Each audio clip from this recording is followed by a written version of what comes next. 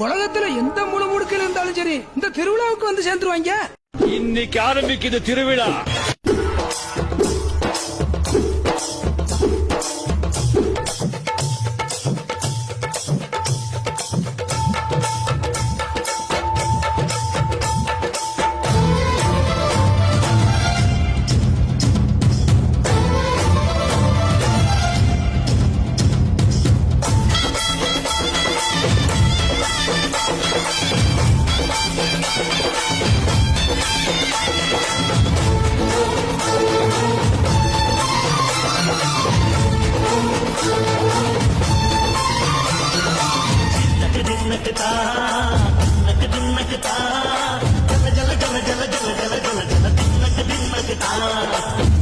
அலங்காரி சந்தன பூமாரி தாயி பராசக்தி ஜின்னக்கு ஜின்னக்கு